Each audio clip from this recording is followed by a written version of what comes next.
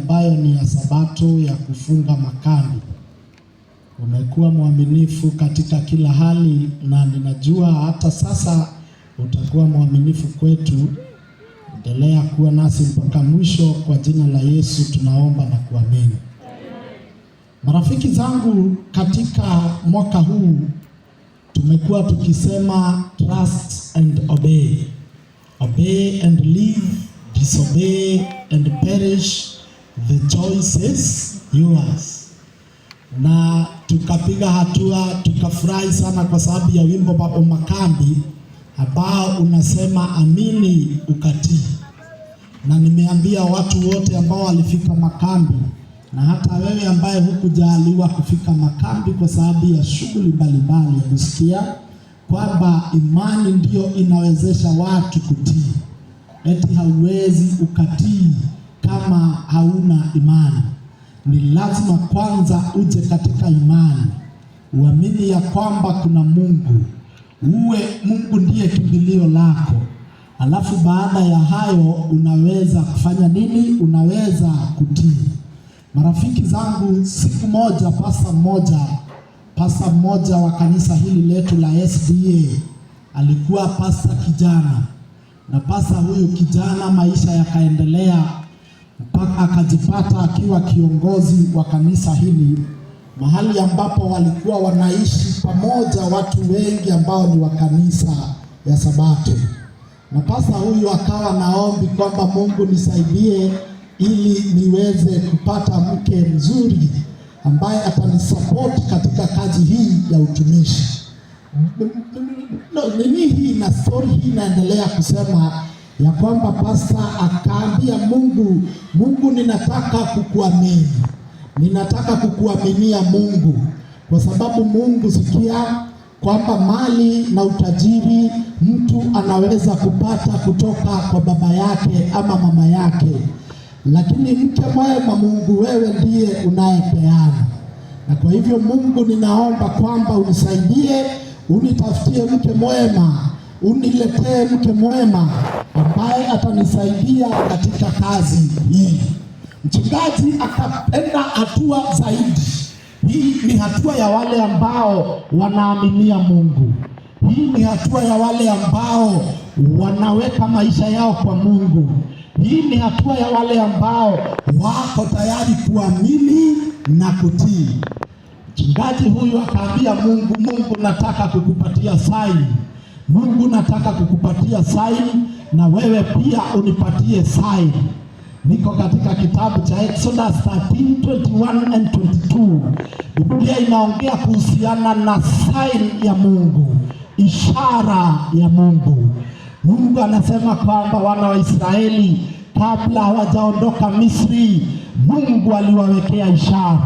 Mungu akawaambia, hamtaenda tu hivyo peke yenu, ila kwa sababu nimewapigania, ila kwa sababu nimewapigania vita, nitawapatia ishara.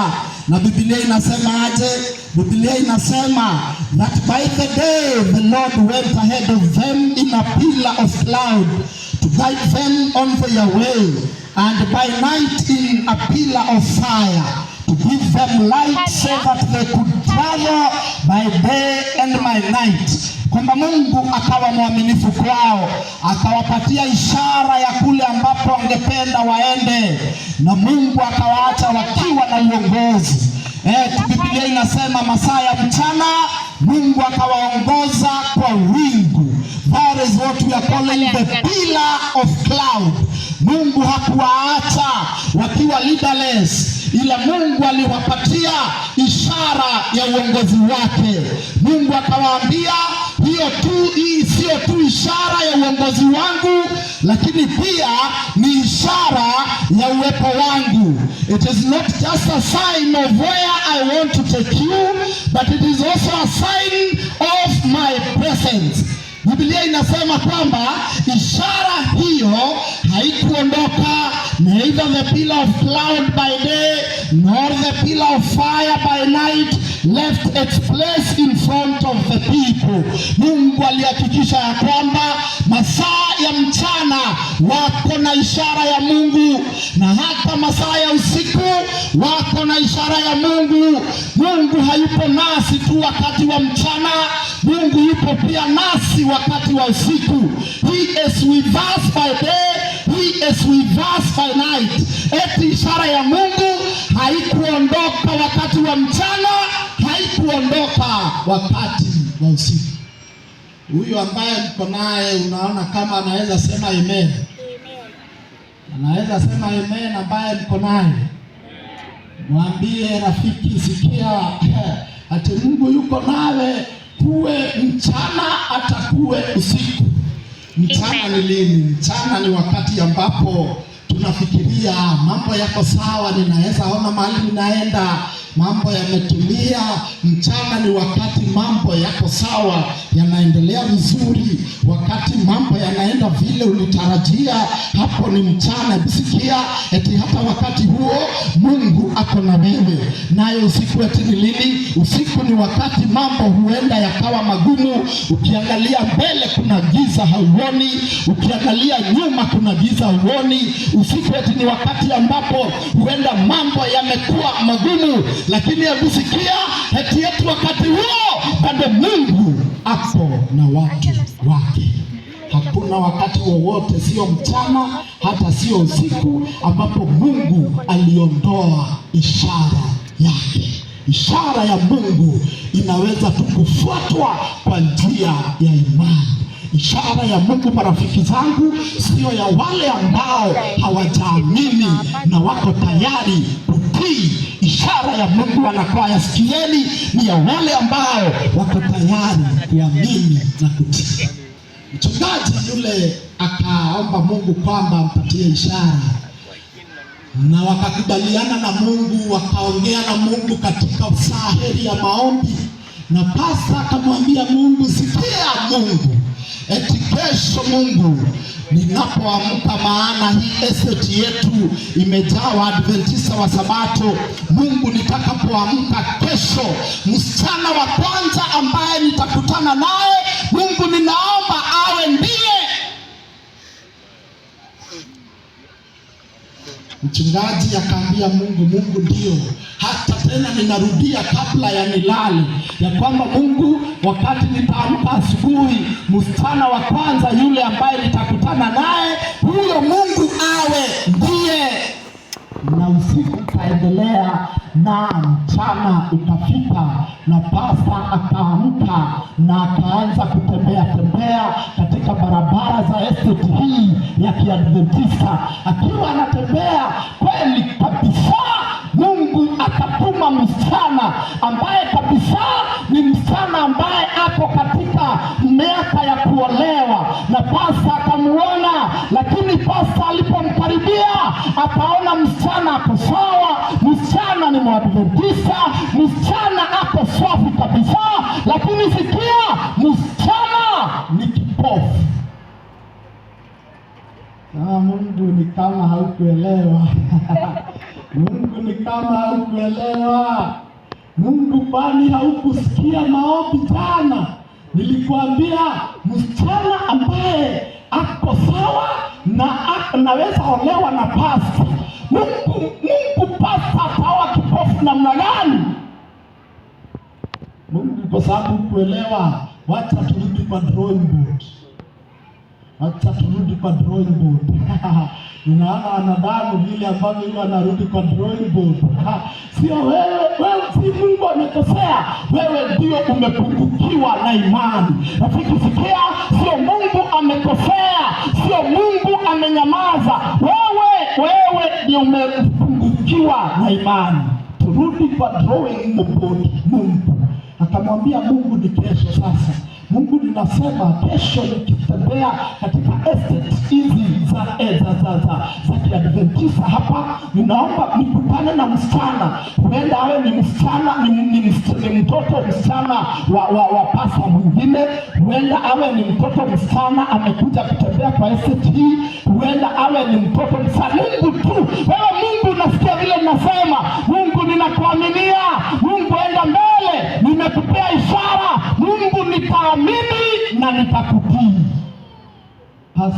mwishowe akaamka tena akaanza kutembea morning run, anatembea, lakini alipokuwa anatembea, pasta akashtuka vile ajawahi tena, akiwa anatembea msichana yule tena akamuona, msichana mwadventista, msichana mzuri kabisa, lakini ni kipofu.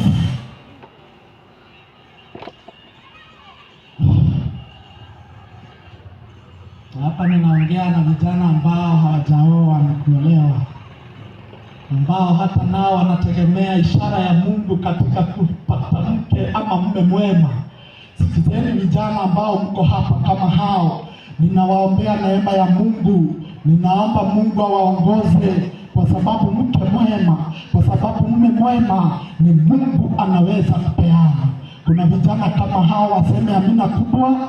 Kuna vijana kama hao waseme amina kubwa, ya kwamba mke mwema na mume mwema ni Mungu anaweza kupeana. Pasta akaambia Mungu ni kama haukuelewa, wacha tususpend mambo haya for 2 good weeks. Mungu, wacha hiyo mchezo uko nao. Mungu, mbona unanichezea hivyo? Hata nikienda church introduce Shepherds ni kipofu. Mungu, wewe Mungu, acha mchezo. To suspend him mambo for 2 weeks. Pastor akasuspend for 2 weeks. Akafikia 2 weeks mwisho akawa pastor aje, Mungu nimerudi tena, ninaomba yule nitakutana naye asubuhi awe ndiye huyo. Marafiki, hebu niwaambie, pastor finally alipopeleka msichana yule, akampeleka kwao, akaonyesha baba yake na mama yake, baadaye akaonyeshana hata kanisani. Wamama wakamwambia pastor, kwani hauna macho? Pastor, kwani utaona yule binti yangu mzuri? Wengine hata wakaanza kutuma binti zao, hebu pelekea pastor mahindi haya ili tuone kama huyu pastor anaweza kuwa na macho. Pastor, kwani hauoni vizuri? Pastor, mbona unatudharau? Tuna binti wazuri hapa, binti warembo. Pastor, hao wote umekataa kuwaona, unatuletea binti kipofu. Pastor, hatuwezi. Lakini pastor akasema wanadamu wako sawa ndio, lakini mimi ninafuata ishara ya Mungu, ishara ambayo iko mchana, ishara ambayo hata usiku iko. Mungu, wewe ndiye nitafuata. Mungu, wewe ndiye nitafuata, ndio nitangojea, kwa sababu Mungu wewe ukiwepo mambo ni sawa sawa.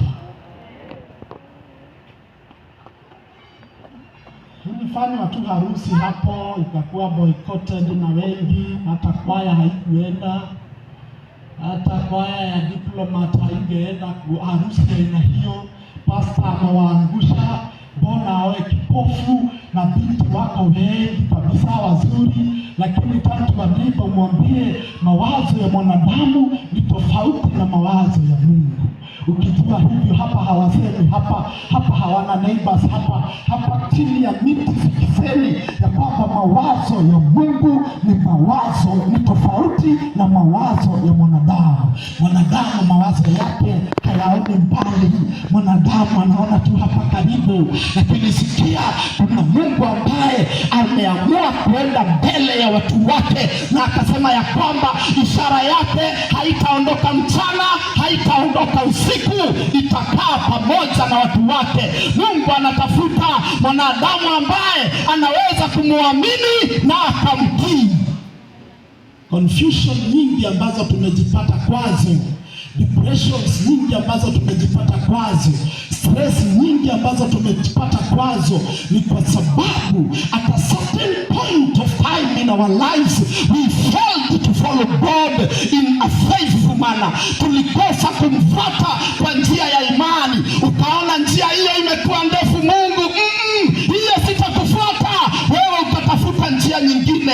Hata wana wa Israeli walifikiria hivyo, walifikiria ya kwamba kutoka Misri kwenda Canaan watatumia ile route ambayo imezoewa, kwa sababu wana wa Israeli hawakuwa wa kwanza kutoka Misri kwenda Canaan. From Egypt to Canaan kulikuwepo na route ya kawaida ambayo wanabiashara, ambayo merchants wa mambo wakati huo walikuwa wanaitumia. Na Biblia tunapoiuliza inasema eti kutoka Misri kwenda Egypt Canaan ati ingemaliza hata 2 weeks, ingemaliza 2 weeks.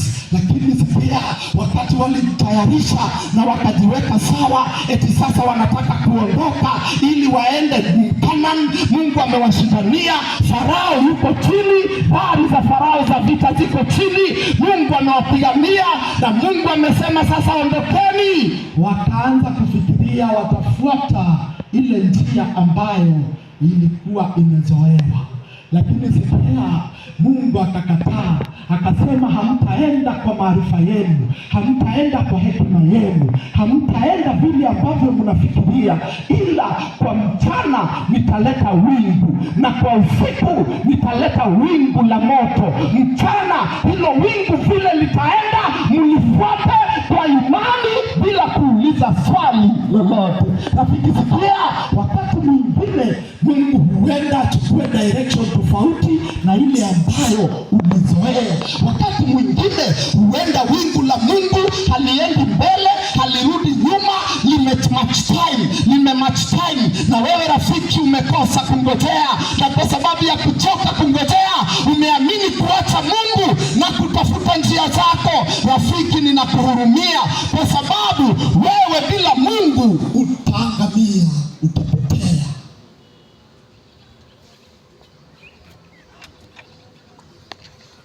Kuna watu wanaitwa Maranatha volunteers katika kanisa la SDA.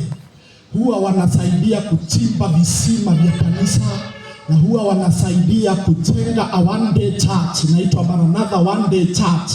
Volunteers hao wakatumwa katika nchi ya yule mchungaji, na mchungaji wakati huo alikuwa ameshapelekwa hata kwa district. Hata viongozi wake walisikia vile ameamua kuoa, ameamua kipofu. Hata nao wakasema hatuwezi kuwa na kiongozi katika nyanja ya juu ambaye ako na mke kipofu. Sasa wewe rudi kwa district.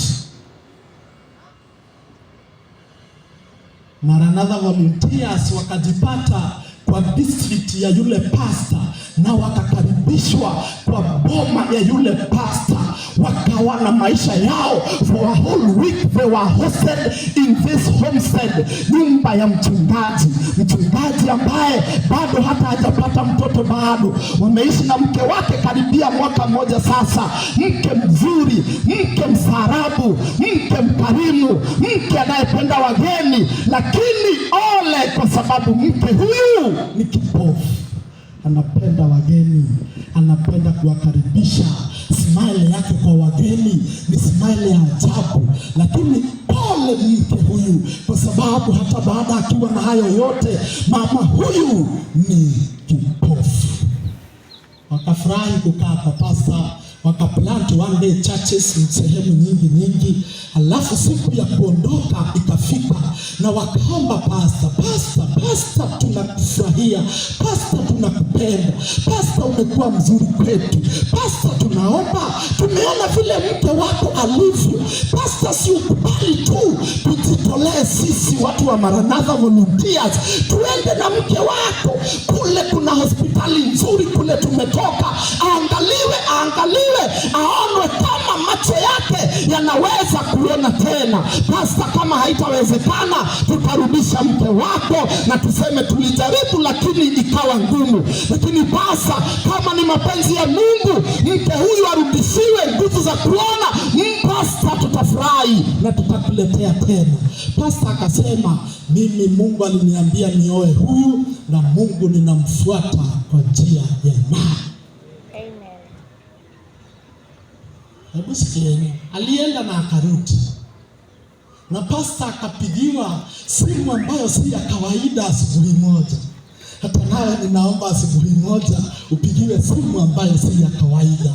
Sio zile umezoea simu za kukuvunja moyo, sio zile simu umezoea za harassment kule kazini, sio zile simu umezoea za kukurudisha kwa simu ndani. Siku moja ninaomba hata wewe na useme amina kubwa, upigiwe simu yenye matumaini, simu ambayo ni ya kuamsha nguvu zako za kuendelea mbele, ni simu ambayo itakuwa imejaa matumaini. Sikia rafiki, nimekuombea ya kwamba siku moja upigiwe simu ambayo itakupatia matumaini.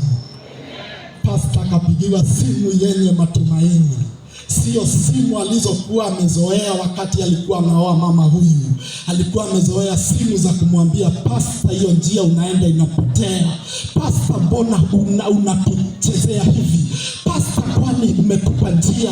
Pastor, are you out of your mind? Hizo ndizo simu alikuwa amezoea. Hata hapa kuna watu walifika asubuhi ya leo, huenda sio simu walipokea ya kuwavunja moyo, huenda ni matamshi walirushiwa ya kuwavunja moyo, huenda kazini kulitoka matamshi ya kukurudisha chini. Lakini hebu sikia rafiki, kuna Mungu ambaye anaweza badilisha mambo ambaye yalikuwa magumu yakaenda njia nyingine. Ninaomba huyo Mungu akukumbuke kwa jina la Yesu. Hebu sikieni marafiki, pastor, tumeamua kurudisha mke wako. Anaendelea aje pastor? Tukutane airport. Kwa wakati wa kwanza kapo hawa wakaonana uso kwa uso. Kwa wakati wa kwanza pastor akaona dada huyu. Kwa wakati wa kwanza dada huyu akaona mtu wa Mungu ambaye alimuoa, Mungu ambaye anaweza inua watu wake tena, Mungu ambaye anaweza pea watu wake nafasi nyingine. Akarudishia mama huyu nguvu za macho yake. Mama huyu akaona pastor aliyemuoa. Hebu sikieni, ilifanywa harusi nyingine. Hebu niwaulize, unaona hii harusi kama kwaya walienda ama hawakuenda? Walienda. Hebu angalia neighbor uone angeenda harusi gani. Najua neighbor ile ya kwanza hata naye angeigomea. Ile ya kwanza, sikia, wanadamu hawapendi kuwa associated na vitu ambavyo havina hafi fulani. Lakini hebu sikia rafiki, nikwambie, Mungu ndiye rafiki wa karibu. Mungu, sikia Biblia inasema eti wingu la Mungu halikuwa linaondoka mchana na halikuwa linaondoka usiku. Mchana na usiku wingu la Mungu liliendelea kuwepo katika maisha ya wana wa Israeli. Harusi ilifanywa kubwa. Hata wale wamama walikuwa wanasema, pastor, kwani huoni vizuri pastor? Kwani wale wamama waligomea harusi, sasa ndio wanasema pastor tumefurahi. Wanafiki. Viongozi ambao walimrudisha kwa district wakasema, wewe pastor sasa rudi kwa district. Sikia, ndio wa kwanza kumpigia simu, pastor tumefurahi. Marafiki zangu, harusi ilifanywa, harusi ya kipekee, harusi kubwa kabisa. Biblia inasemaje? Ya kwamba wana wa Israeli, Mungu akawaambia hamtaenda kivyenu, ila mtafuata wingu la Mungu. Wingu la Mungu, sikia, badala ya wingu la Mungu lifuate njia ambayo walikuwa wamezoea, wingu la Mungu likapotea, likafuata njia tofauti. Badala ya wingu la Mungu lifuate ile njia ambayo ni established kwenda Canaan, wingu la Mungu likapotea na wingu la Mungu likaamua kwenda. Yule ambaye anataka kulifuata alifuate not from a factual point of view but from a faith-based point of view. Kama unataka kufuata wingu la Mungu, ulifuate kwa njia ya imani. Wingu limeshaondoka, uamini Mungu, na ukishaamini ufuate wingu la Mungu. Marafiki zangu, tumekuwa tukiongea habari za imani. Ukishaamini ni lazima utii. Mungu akaambia wingu lake fuata njia tofauti, na wingu likaanza kuteremka Red Sea. Ninaona wingu likiteremka Red Sea, wingu likateremka Red Sea, likaelekea mpaka Red Sea, na wingu likasimama. Wingu la Mungu likasimama. Lilipofika at the banks of Red Sea, wingu la Mungu likasimama. Hebu sikia. Story hii inasema kwamba Mungu naye hakutoka Misri, sababu Mungu ako kila mahali. Huko Misri Mungu akaachwa akichokoza Farao. Mwambia Farao, umekubali waende aje? Farao, maana Biblia inasema eti ni nani alifanya moyo wa Farao uwe mgumu? Mmesoma kweli? Nani aliharden moyo wa Farao? Biblia inasema ni nani? Ni Mungu ndiye alifanya Farao atakasirike, apatwe na hasira na apate motivation ya kupasiu wana wa Israeli. Sasa hiyo wana wa Israeli wako wapi? Wako stranded at the river banks of Red Sea. Hapo ndio wako stranded. Kwa hivyo Mungu, wingu lako ndio limewaleta kwa shida hii, alafu Mungu wewe ndiye umeamsha maadui wa wana wa Israeli. Unaona huyo neighbor uko na yeye anaogopa maadui. Hebu muangalie ati anasema Mungu niondolee maadui. Hebu sikia, mimi ninasema Mungu niletee maadui wengi, kwa sababu the more ninaletewa maadui, the more I cling to the faithfulness of God.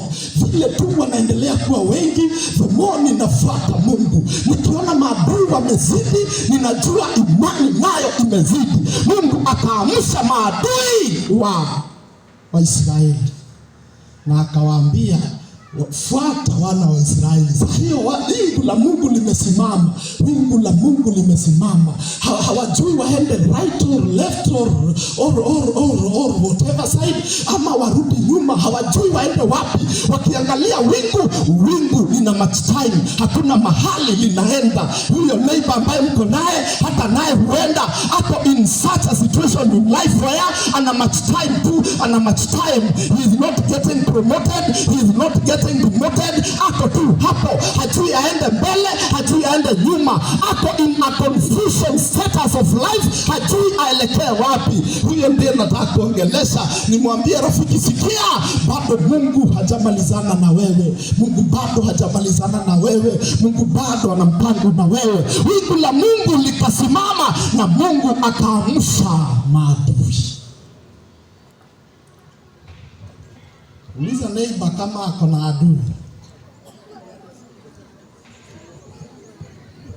Simuulize kwani unamuogopa. Uko na maadui neighbor?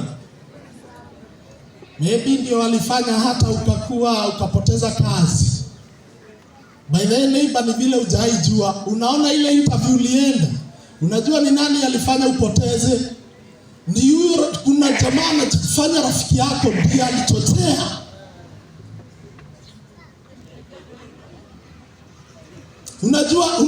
Unajua huko kazini hiyo chuki boss wako amepatwa nayo all of a sudden. Hebu nikwambie, haitaletwa na watu ambao hawakujui. Imeletwa na watu ambao wanakujua. Wewe kaa tu hapo neighbor, ukiamini wanadamu 100%. Mungu akikubariki uko wa kwanza kutupostia WhatsApp na Facebook na Instagram, hapo unatupostia shauri yako. You are very generous even with personal information. Mjamaa ukipata kasichana hapa diplomat uko utakapost leo, sikia, tutapita nako, watapita nako, kwa sababu wewe umewapea siri zako. Tunga sana rafiki, enda pole pole, jifundishe kushare information kulingana na vile Mungu anavyokupeleka. Ile ambayo Mungu amepigana na akashinda, tuambie sisi wote. Hata Yesu akifanya muujiza, yule aliyefanyiwa alikuwa anamwambia nenda na upambie watu wote. Sasa wewe kuku tundi ameanza, kuku tundi umemwekea mayai, you expect itataka 50 umeanza kutupostia. Hata umeanza kuchukua deni, umeanza kutupostia kila sikia, tulia kwanza. Mwambie neighbor tulie, mwambie acha kiherehere, mwambie tulia kwanza neighbor. Neighbor tulia.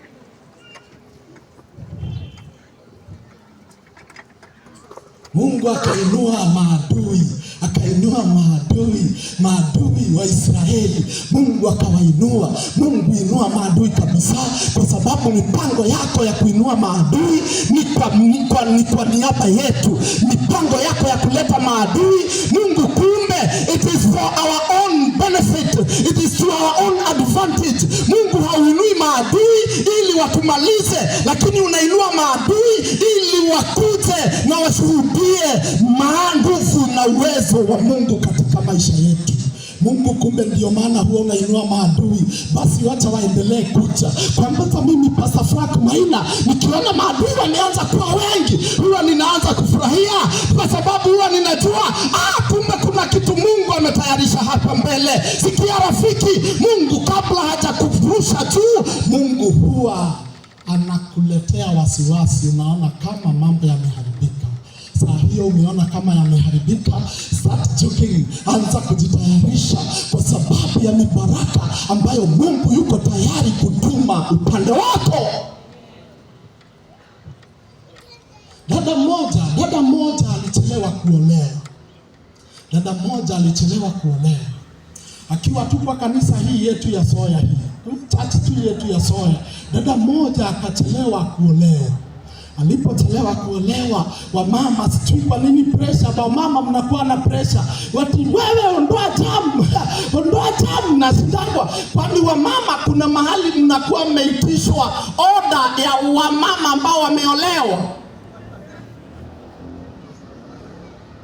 Wewe si olewe, wewe olewe, kwani uko na shida? Wengine wakaanza kusema hata anakuanga mgonjwa, wengine wakaanza kusema hata alijiharibu, hana tumbo la kubeba mtoto, wakasema mambo mengi.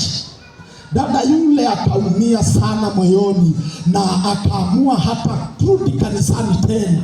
Lakini kabla ya ondoke sabato hiyo, akapitia kwa wazee wa kanisa. Mungu abariki wazee wa kanisa, kwa sababu wazee wa kanisa wapo wengi ambao wangekuwa wameenda, lakini wazee wa kanisa waliwaambia ngoja kidogo, hata kama wingu limesimama, wewe ngojea kidogo. Wazee kama hao ambao wanaambia washiriki usife moyo saa hii, ngojea tu kidogo. Wazee kama hao ninaomba Mungu awabariki. Wachungaji kama hao ninaomba Mungu awabariki. Akaenda kwa wazee wa kanisa, akawaambia mimi sitarudi hapa tena. Sababu I'm not coming back here, kwa sababu ya humiliation ambayo nimeona kwa wamama. Sitarudi tena. Nimeenda na msiwahi nitafuta tena. Akaambiwa kabla uende, tulia, Mungu anakupenda. Akapewa matumaini, akaambiwa ngojea Mungu, akaambiwa Mungu atamkumbuka. Roho yake ikarudi chini na akakubali. Mzee mmoja akamuuliza, nani kuulize, unaimba kwaya gani kwa kanisa? Kuna kwaya unaimba? Akasema hapana, siimbi kwaya yote. Akaambiwa ingia kwaya ya vijana. Akaingia kwaya ya vijana. Akaingia wapi? Alto. Akaimba alto, bado hakuna. Wazee bado. Akarudi kwa wazee bado. Wazee wakamwambia uko wapi? Niko kwa kwaya ya vijana. Unaimba sauti gani? Ninaimba alto. Akaambiwa toka alto ingia soprano. Akaimba soprano. Akaimba soprano. Akarudi kwa wazee wa kanisa, akawaambia wazee bado. Akaulizwa unaimba kwaya gani? Ya vijana. Sasa sikia, kwaya ya vijana huwa haiendi sana. Ingia kwaya ya kanisa, church choir. Ingia church choir. Na by the way tunasema kabla ukue kwa kikundi yeyote ya uimbaji, imba church choir. Church choir wacha izae vikundi vingine vyote. Hebu sikia, unaimba kwaya gani? Ya vijana. Ingia church choir. Akaingia church choir. Ukaingia wapi? Alto. Uliza neighbor anaimba sauti gani? Mimi siongei mambo ya kwaya. Uliza neighbor anaimba sauti gani? Uliza neighbor anangojea Mungu akiwa saidi gani ya maisha? Unangojea ukiwa saidi gani? Lazima ungojee Mungu ukiwa saidi fulani. Unangojea Mungu ukiwa saidi fulani. Sikia, Mungu atakutana na wewe. Bwana Yesu asifiwe. Bwana Yesu asifiwe. Ya kwamba Mungu atakutana na wewe. Endelea kumngojea katika hiyo kona yako. Sasa nimeingia church choir, wakaimba, hata wakaitwa makambi, wakaenda makambi, kila mahali makambi. Aliporudi usikia wazee wa kanisa bado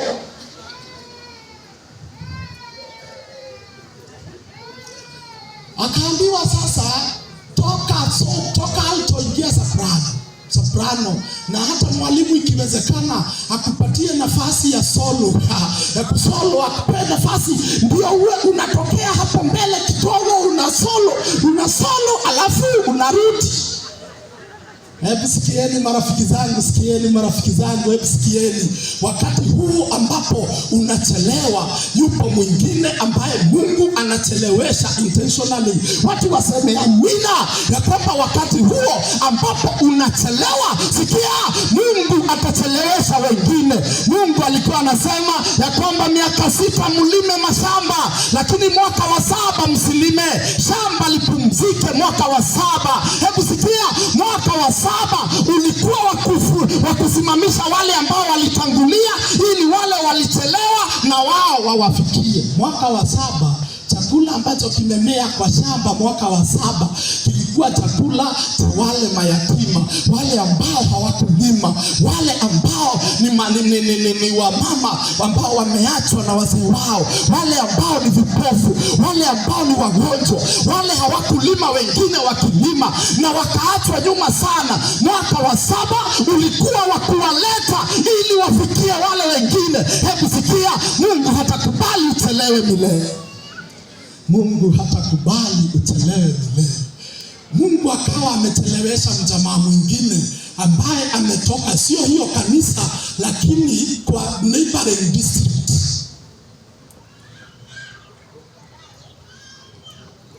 Hebu angalia neighbor uone kama ako na dalili za kuchelewa.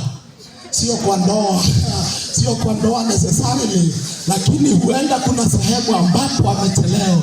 Huenda alisoma akamaliza, wenzake ambao walimaliza shule naye wameshaajiriwa, wakaingia kwa kazi tofauti, na sasa wewe kila siku ni kuumia kwamba wenzako wamekuacha, eti wamejenga manyumba, eti wameenda sana. Sikia, kuna Mungu ambaye atakuja kuvute uwafikie, na hata huenda uwapite.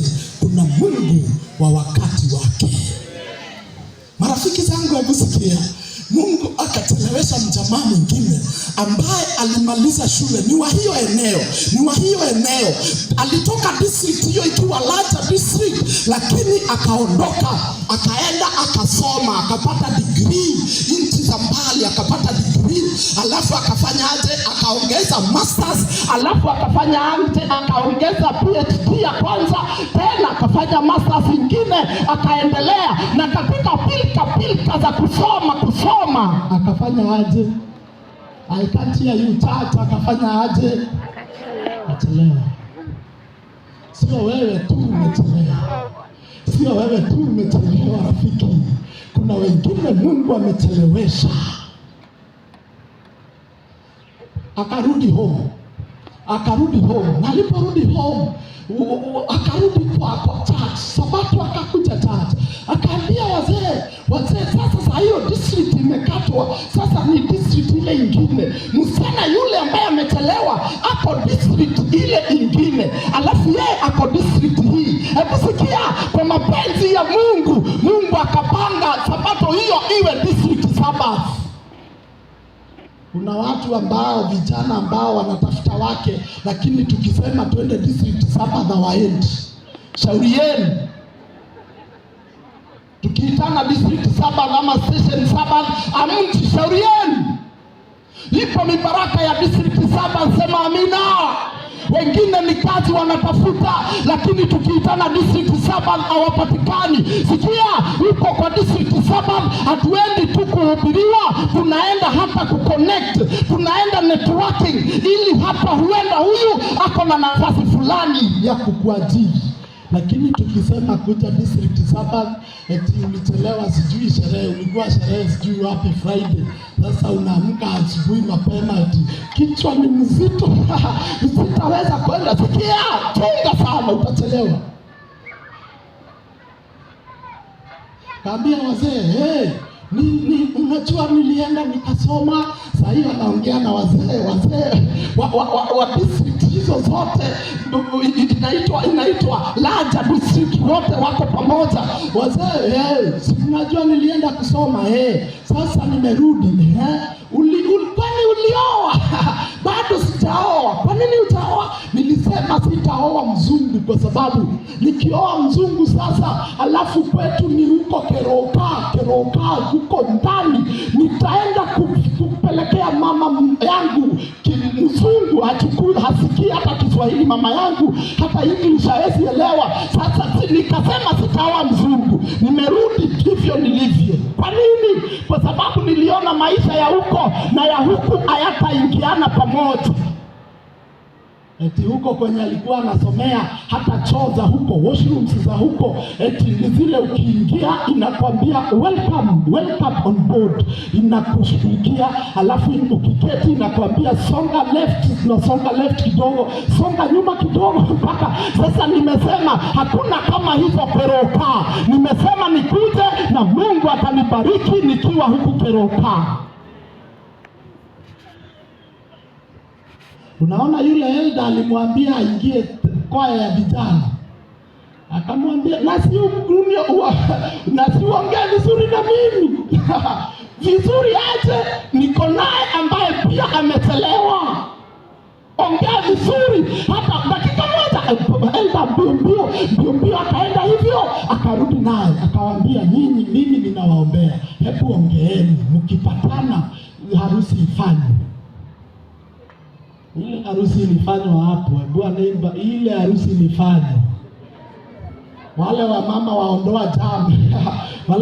waondoa jamu, sijui sasa walikuwa wanasema nini iondolewe, lakini ile harusi ilifanywa. Marafiki zangu, yupo Mungu ambaye ako na watu wake mchana na ako na watu wake usiku. Siku ya leo rafiki yangu, ninataka kuomba na wewe ambaye unaona kama maisha yako yamesimama, wewe unaona maisha yako kama yamepotea njia, wewe ambaye unaona kama umepata setback katika maisha, wewe ambaye uko na uoga wa maadui wengi katika maisha yako, wewe siku ya leo ninataka kuomba na wewe. Nataka kukuombea ili ujifundishe kuamini na kufuata Mungu, ili ujifundishe kutokuwa na wasiwasi katika maisha haya. Nataka kukuombea upate nguvu ya kuendelea mbele. Watu wa Mungu, sikieni, ninataka kuwaombea kwa njia ya kipekee. Tunapofunga sermon hii, ninaomba Mungu akujaze, akuonyeshe ishara yake na akushikilie kwa jina la Yesu. Sema amina. Nataka kuombea. Deacons, hebu niwapatieni hii hapa. Deacons, mniwekee hii offering box hapa.